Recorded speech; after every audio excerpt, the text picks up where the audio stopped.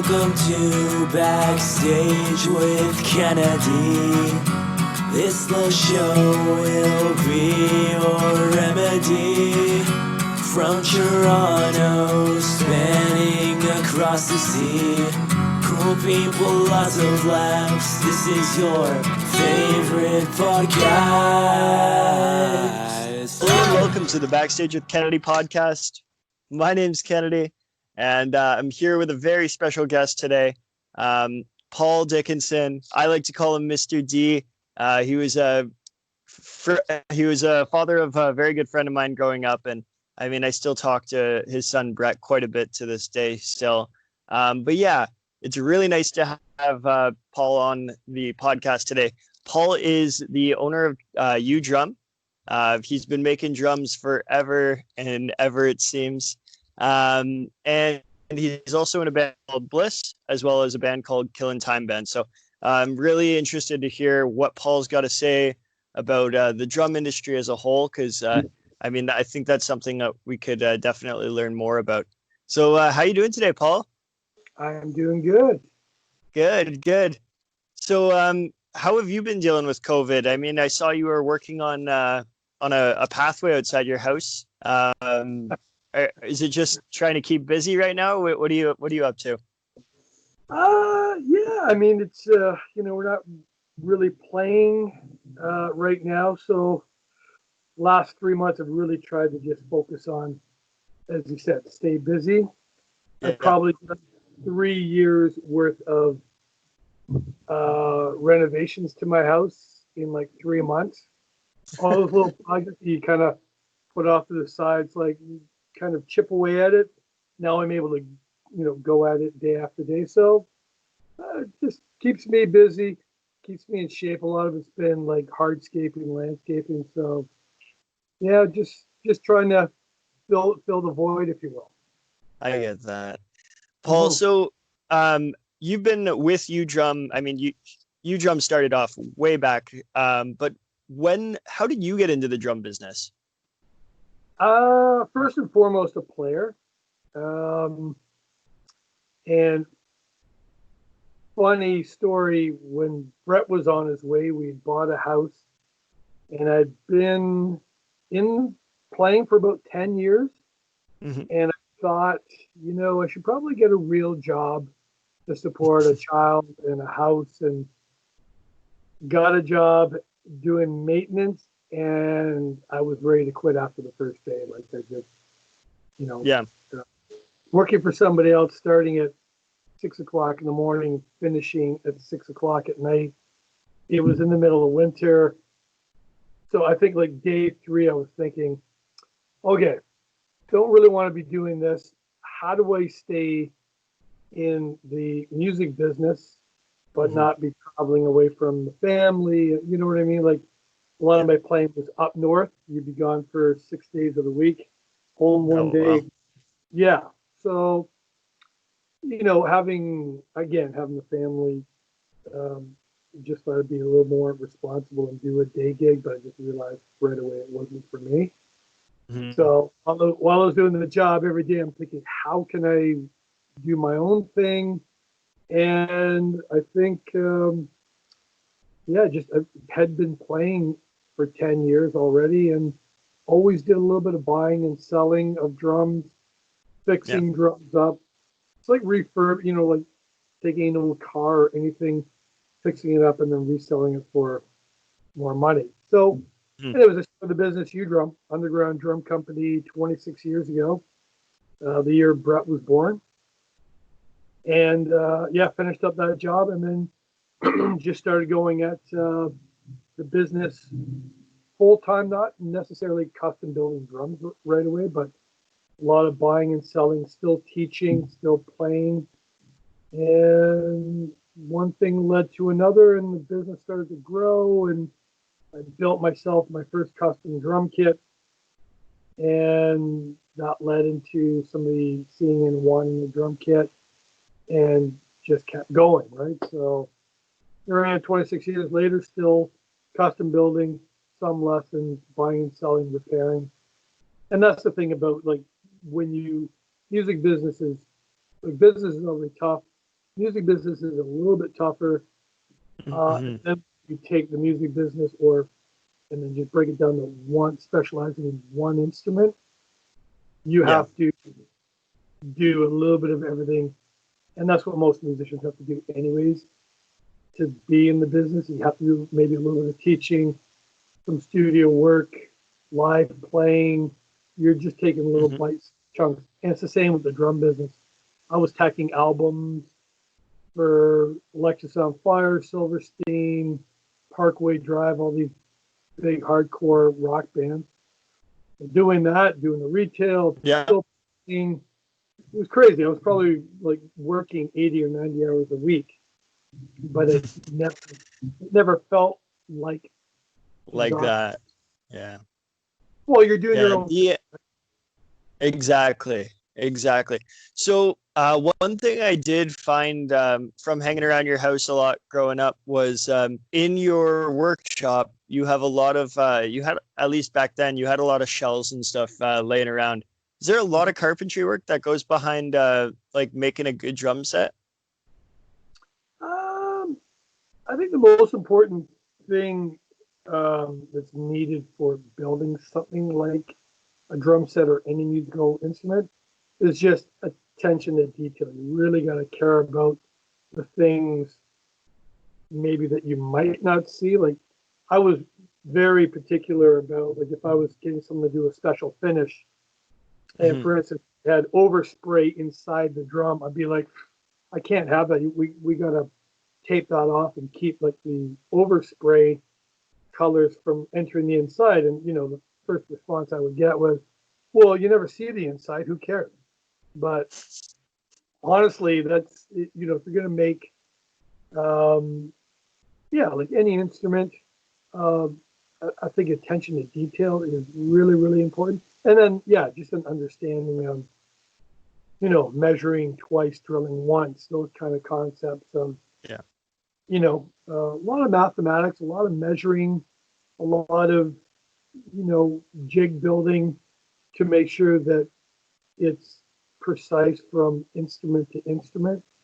You do each one, kind of freehand or from scratch, but and I do some of that work, but I do like consistency between, like, when something works. Bearing edges is a big factor in the way the drum sounds, and the bearing edge is really the contact between the drum head and the shell, and that can affect the tone and the sensitivity and all sorts of aspects that makes the drum sound good or bad. So that attention to detail for sure. Then I guess, if that's such a small thing that can affect the sound like that, crazy, right? Yeah, and it really is the difference. I've seen a lot of stuff where, and it can be in any industry, you can just tell whether somebody cared about something they did for you. It could be preparing a meal, it could be cutting a lawn, it could be, I'm just cursed with this thing of, like, either whether somebody would know or not when they did something or it's thought in your of it. head. It doesn't matter if they would never know about it. Again, I'm just cursed with this thing of attention to detail, super fussy, super, like, if I was getting badges made or something powder coated, something I couldn't do directly, I knew when I walked in the shop, guys would just automatically, oh my gosh, this guy, like, because I call it out, you know what I mean? I get, say, powder coating, where they spray the metal parts, and if I saw dirt or dust or air bubbles, I'd say, guys, what is this? And so I don't know. Attention to detail to me is just the most important thing, and especially when you're putting your name on it, nobody would understand that when they're doing a little job for you. But I wanted everybody that was doing a job for me to care the same way I cared about giving something to the end customer and user, right? Absolutely. So Paul, you personally, what is your favorite kit that you've made, and who is it for? That's a really good question. I would say one of my favorite kits was a drum set. had all these crazy ideas back in the day. You know, every drum builder, every boutique builder, and even some of the majors, you're constantly trying to come up with new ideas aesthetically or physically that, you know, changes the sound somehow or makes the drummer's experience different. But the one kit I did, I dreamt up an idea for Canada's 40th anniversary of our flag, Okay. which was 2005, I believe. And so I made this beautiful, it was a huge kit, huge meaning just the amount of drums that were in the kit. And I had an artist friend of mine, Jim Chambers, Custom Art, I think is the name of his business on Instagram or Facebook. And the guy's just an amazing painter. He's another guy that's attention to detail. Mm-hmm. And we painted the drum set white, and we took really detailed Canadian flags, or Canadian maple leaves, and painted 40 leaves across the drum set. But the way the leaves were made, so he airbrushed in all the little veins in the maple leaf, and then shot candy apple red over top of it, so it's transparent. So really, like tons of detail went into this kit. And then we did all the hardware, all the metal pieces in candy apple red. I don't even want to go back and check the records of how much that drum set ended up costing me. But my idea was to have that. I had some really good endorsers back in the day: Blue Rodeo, Tom Cochran, Kim Mitchell, Finger 11, like some pretty big Canadian bands. And my idea was to have that kit maybe on, on Canada Day, like on Parliament Hill or something with a band. You know, sometimes they get those live performances with different bands and artists. But oddly enough, that didn't happen. But on July 2nd, Live 8 concert happened. I don't know if you remember those or not. Several stages set up around the world. I think it was based around to help world hunger. I remember it. I remember it like ever so slightly, but yes, go on. Sorry. That's 15 years ago, right? So yeah, you were pretty young. But anyways, Live 8 concert, and it was up in Barry's Molson Park, just off 400 there. And I think there was like 40 or 50,000 people. And the guy was endorsing Troy Feener. The guy was endorsing at the time, Troy Feener was playing with Tom Cochran. And I guess each artist, and there was like Neil Young, a few guys from Deep Purple, Bryan Adams, Tom Cochran. I think a couple of guys from Motley Crue, all of Motley Crue was playing. Like some really, really big acts were brought in to play, but each artist only played, I think, 3 songs. So they used the same kit. Well, so the very first band that was going on was Tom Cochran. I was endorsing that guy. He'd asked me to do a favor, and that was to supply him with a drum kit because they were the opening band, and then they were quickly leaving that show, going down to the airport, and then flying to, I think it was Moose Jaw, to do a show that evening. Mm-hmm. He hired me. I brought the drum set in, and it was just a great opportunity because they built that kit for, Canada's 40th anniversary celebrating the flag. And this opportunity came up. So I went, let's take that drum kit, and I still remember to this day opening up the cases, like, camera crews all around and bands all around. And as soon as we took the lids off these cases, like swarms of people just came around because it was really a show-stopping drum kit. I mean, as you said, all that detail in it, I'm sure it was just mind-blowing. And it was probably so gratifying for you as well, self-gratifying, seeing how people felt about that. That's awesome. That's awesome. It was like we'd gone over the top. It was it was just an idea. Again, I dreamt up, let's do this concept. And during that period, there was a lot of concept stuff going on. If you remember the TV show Orange County Choppers. Yeah, I do. The father and the son that worked, together, and they people would bring concepts and they'd make motorcycles out of them. So it was a real era of boutique and custom, and that's why I just said, let's put this kit together. So I don't know, to this day, to answer your question, that's probably my favorite kit. And I think it's still somewhere here in Burlington. Like some guy bought it off me. Someone bought it off you. Okay, okay. Yeah. So you're doing like a merch line now, right? I know that udrum's always had some sort of merch. I mean, I remember when my dad made got the t-shirts printed for you way back when I was like probably 15 years ago. But now that I like things have progressed and times have gone on, I saw that you're doing hats now. Is this going to be like a consistent thing for you, Drum, that you're just going to keep going with the hats? You're rocking it right now. It's nice. It's nice. How can people get them? So I've always done merch. The issue is, like, when you're buying a $15 t-shirt or $20 t-shirt, it's like, how do you economically get it to, like, I remember sending to a t-shirt to a guy in Jakarta, and just trying to find some way to get this $20 t-shirt to him without it being 6 weeks or 2 months or 3 month wait as it goes across a boat, or and or having to pay an exorbitant amount of money to have it air shipped over there.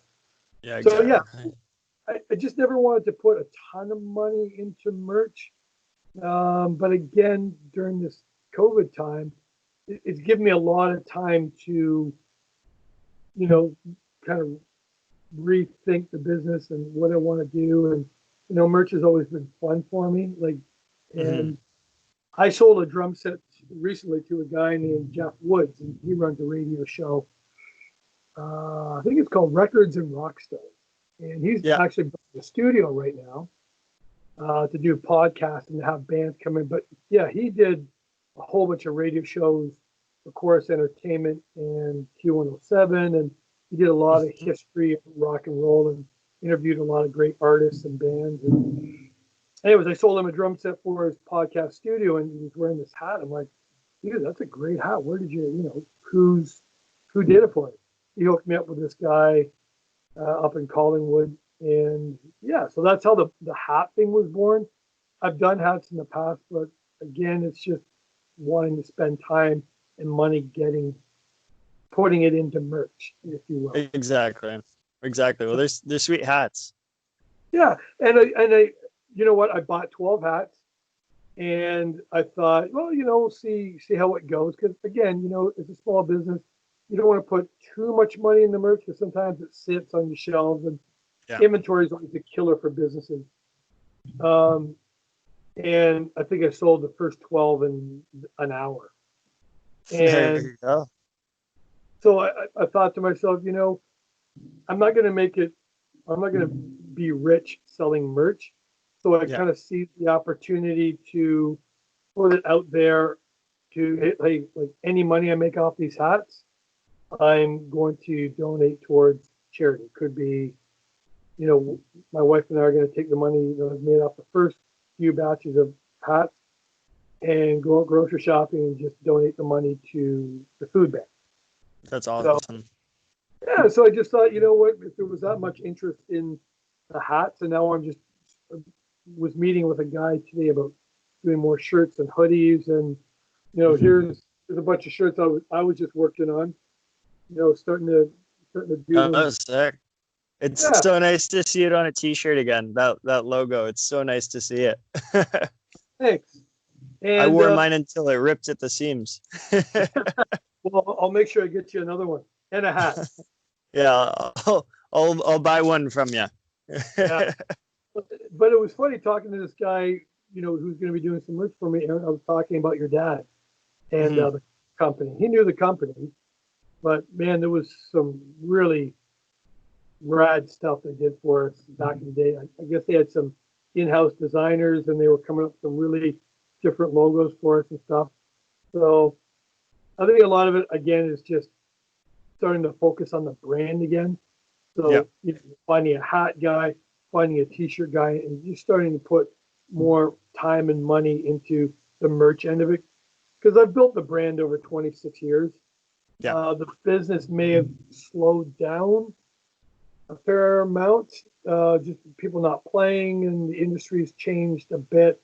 I'm always the optimist, saying there's always going to be musicians and artists and people Yeah. doing what they do.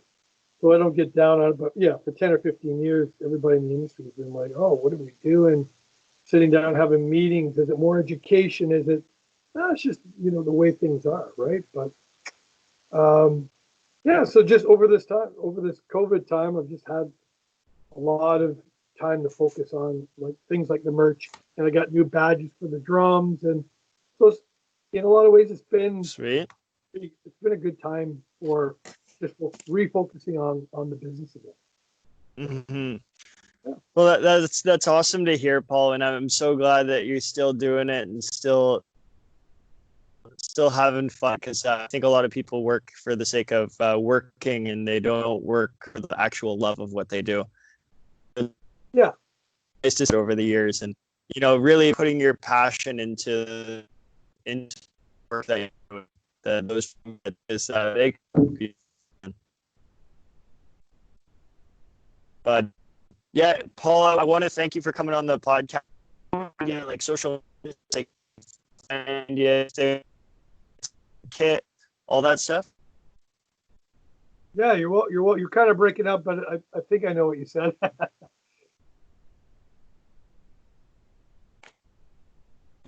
Where can people find you, like social media wise?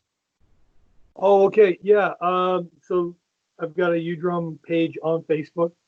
On Instagram, it is just udrumco, UDRUMCO. There's also a web page, udrum.ca, udrum.ca. That still needs a lot of work. But yeah, Instagram is mostly the platform that I use for showing off some drums and maybe making some videos just so people can hear the drums.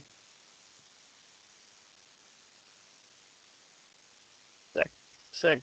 But yeah, again, thank you very much, Paul, and I'll be sure to come down to Burlington and see. We'll have a beer in that backyard. All right.